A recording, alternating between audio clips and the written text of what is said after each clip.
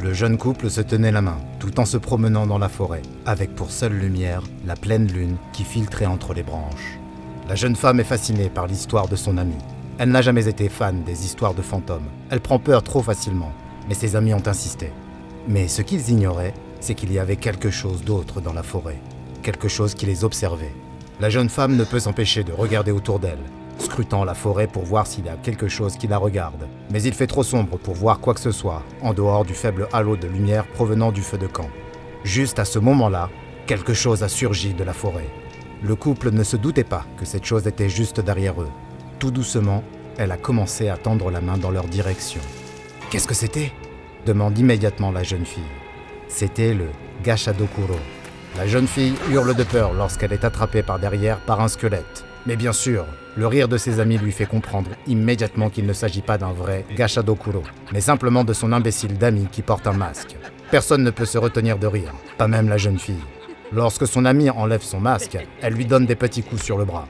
« Espèce d'idiot! Si tu avais vu la tête que tu faisais !» Un squelette gigantesque et rugissant surgit des bois et attrape le jeune homme, le met dans sa bouche et le dévore. Le garçon hurle de douleur alors que ses os se brisent entre ses énormes mâchoires. Tout le monde hurle et se met à courir. Mais un autre squelette colossal surgit de la forêt. Il attrape 2 des membres du groupe, un dans chaque main, avant de les écraser l'un contre l'autre, jusqu'à ce qu'il ne reste plus qu'un tas de chair, qu'il avale ensuite. La jeune fille ne sait pas quoi faire. Elle est tétanisée par la peur, incapable de bouger, ni même de réfléchir. On la saisit par derrière. Elle se retourne et s'aperçoit que c'est son ami qui racontait l'histoire. « Viens, il faut qu'on y aille !»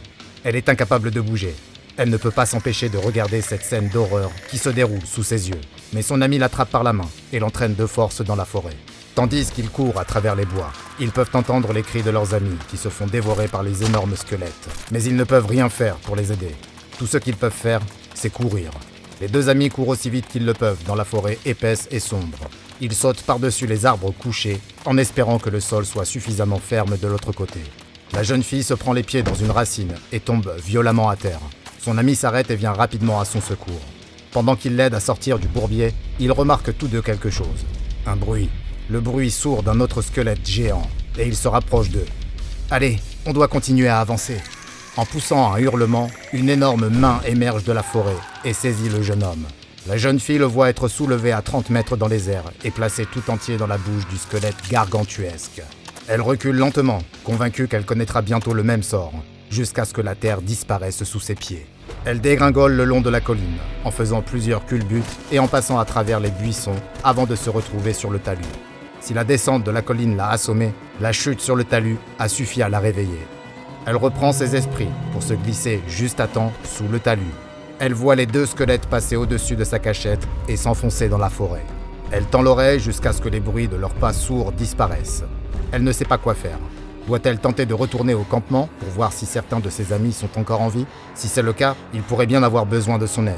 Mais s'il y a d'autres de ces choses, là, dehors, et s'il revenait pour la chercher ? Son esprit est en ébullition. Elle ne sait pas quoi faire et a du mal à avoir les idées claires. Ses oreilles sifflent à cause de sa chute et ses dents tremblent de peur. Tandis qu'elle réfléchit à ce qu'elle va faire, tentant de donner un sens au cauchemar qu'elle est en train de vivre, elle remarque soudain quelque chose. Une ombre projetée par le clair de lune se forme sur le sol en face d'elle. C'est alors qu'elle réalise autre chose. Ce ne sont pas ses dents qui claquent. Le son vient d'ailleurs. Elle se lève, se retourne et aperçoit un énorme crâne qui se dresse lentement derrière elle. Le squelette géant, encore plus grand que les autres, se rapproche d'elle. La jeune fille ferme les yeux. Elle se prépare à faire face à son destin, tandis que le squelette se met à hurler. Mais il émet un son différent. Elle ouvre les yeux et est presque aveuglée par l'intense lumière blanche qui éclaire le crâne du squelette. On dirait qu'il hurle de douleur à cause de la lumière qui l'éclaire. La jeune fille est contrainte de détourner le regard et de se protéger les yeux. Ce faisant, elle voit la source de la lumière. C'est un homme en uniforme. Il ressemble à une sorte d'officier de police. Mais au lieu d'une arme, il tient une énorme lampe de poche qu'il pointe vers le squelette. D'autres hommes, tous vêtus de la même façon, sortent des bois et éclairent le squelette. Celui-ci continue de hurler et semble incapable de faire quoi que ce soit. Elle regarde le squelette semblant se désintégrer lentement à cause de la lumière, jusqu'à ce qu'il disparaisse complètement. Un peu plus tard, la jeune fille se retrouve assise à l'arrière d'une camionnette, avec une couverture enveloppant ses épaules. L'un des policiers, du moins elle pense que c'est un policier, lui apporte une boisson chaude. Elle n'arrive toujours pas à croire ce qu'elle a vu cette nuit-là. Des créatures monstrueuses qui ont tué et dévoré ses amis. C'est comme si ce n'était pas réel. Comme si elle était en train de regarder un film. Était-ce Gashadokuro demande-t-elle. Un homme en blouse blanche, travaillant à côté, lève les yeux. Elle suppose qu'il doit s'agir d'un médecin. Oui, lui répond-il, ou quelque chose qui y ressemble. Peut-être ont-ils inspiré le mythe du Gashadokuro. Peut-être le mythe les a-t-il inspirés. Nous n'en savons rien. Elle demande « Tous mes amis sont morts », lance-t-il. Je sais que c'est dur pour toi. Se faire poursuivre par des squelettes gigantesques et voir ses amis dévorés vivants est une épreuve difficile à vivre pour n'importe qui. La jeune fille se met à sangloter. Elle réalise la gravité de la situation. « Mais j'ai de bonnes nouvelles », lui dit-il. Elle renifle et lève les yeux vers le médecin. « Crois-moi, j'ai déjà vu ce genre de choses arriver souvent, et tu n'as pas à t'inquiéter, car tu ne te souviendras de rien de tout cela. »« Aïe !» s'écrie la jeune fille. Elle baisse les yeux et constate qu'il lui a piqué la cuisse avec une seringue. Elle essaie de le repousser, mais elle se sent déjà faible et confuse. Elle se débat un peu avant que ses yeux ne se ferment et qu'elle ne perde connaissance. La jeune fille se réveille dans sa chambre. Elle bâille et s'étire. Le rêve étrange des squelettes dans la forêt n'est plus qu'un lointain souvenir. Konnichiwa, je suis le Dr Bob, et le dossier d'aujourd'hui concerne une entité anormale terrifiante, appelée au Japon le Gashadokuro, mais connue par la fondation SCP sous le nom de SCP-2863, les squelettes affamés. Le SCP-2863 n'est pas une seule, mais bien tout un ensemble d'entités ressemblant à de gigantesques squelettes humains.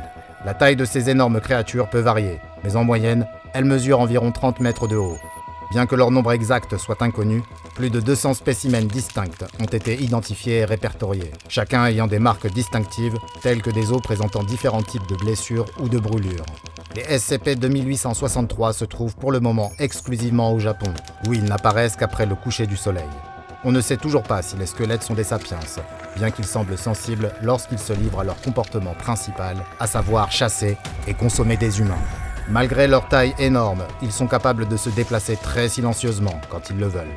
Cependant, les survivants ont rapporté que leur apparition était précédée d'un bruit ressemblant à un claquement, qui pourrait être celui de leurs propres dents, ou d'os géants se cognant les uns contre les autres. Une fois qu'ils ont attrapé un humain, ils le dévorent immédiatement. Le sang de la victime semble être absorbé directement dans leurs os, car ils n'ont pas d'organes digestifs. On ignore s'ils ont besoin du sang des humains pour se nourrir ou si leur comportement prédateur est motivé par autre chose. La surveillance et le suivi des SCP-2863 relevaient auparavant de l'agence impériale japonaise d'examen des questions anormales. Comme son nom l'indique, cette agence était l'équivalent de la fondation SCP dans le Japon impérial. Elle avait pour mission d'enquêter sur les anomalies étranges présentes sur son territoire pour le compte de l'Empire. Plusieurs des agents de l'agence qui avaient enquêté sur le Gashadokuro à la fin de la Seconde Guerre mondiale ont été transférés à la fondation SCP après sa dissolution et ont poursuivi leurs travaux sur l'anomalie. Ils ont également communiqué leurs archives sur l'anomalie. C'est ainsi que la fondation a obtenu ses premières informations sur ces squelettes géants anormaux. Selon le dossier traduit par l'agence, les Gashadokuro sont créés à la suite d'une mortalité importante par la souffrance de centaines de personnes. Bien que les Gashadokuro finissent par disparaître, ils survivent pendant des siècles après leur création, jusqu'à ce que leur chagrin se soit propagé, puis estompé. Il n'existe aucun moyen de hâter ce processus. Le dossier de l'agence japonaise explique également que si les armes conventionnelles sont inutiles contre les squelettes anormaux, la lumière peut être utilisée pour chasser les créatures, que ce soit la lumière naturelle du jour ou la lumière artificielle. Lorsqu'ils sont exposés à la lumière, les squelettes se mettent à se décomposer, jusqu'à ce qu'ils disparaissent complètement.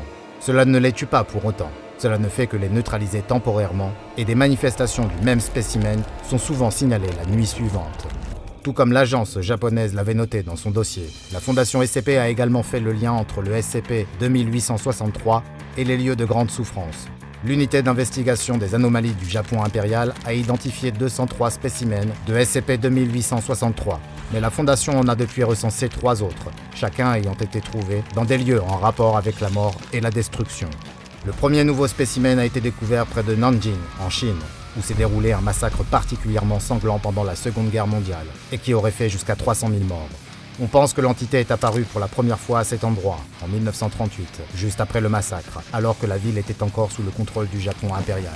Cela a conduit certains à spéculer que les lieux où apparaissent les Gashadokuro sont intimement liés aux frontières du Japon, lesquelles ont évolué au gré des changements géopolitiques.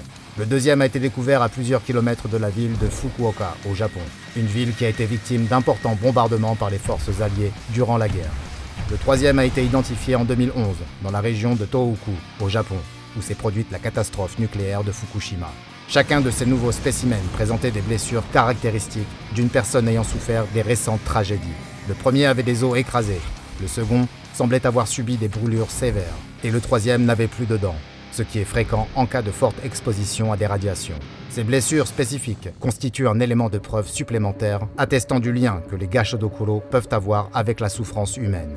La nature éphémère des SCP-2863 et leur capacité à se manifester, même après avoir été neutralisés, ont rendu le confinement à long terme de cette anomalie pratiquement impossible, et ils ont été classés Keter. Si un spécimen est repéré, la force opérationnelle mobile Omicron 3 est dépêchée afin de tenter de neutraliser l'entité à l'aide de projecteurs puissants. Toutes les personnes qui ont été en contact avec le SCP-2863 et qui ont survécu reçoivent un traitement amnésique de classe A, ce qui leur permet de reprendre le cours de leur vie et d'oublier leur horrible rencontre avec les squelettes affamés. À présent, allez consulter une autre rubrique des dossiers du Dr Bob, comme le SCP-966, le tueur de sommeil, pour découvrir une autre anomalie résolue à faire des humains sa proie de prédilection. Et n'oubliez pas de vous abonner et d'activer les notifications pour ne pas manquer une seule anomalie, puisque nous poussons toujours plus loin nos investigations dans les archives classifiées de la Fondation SCP.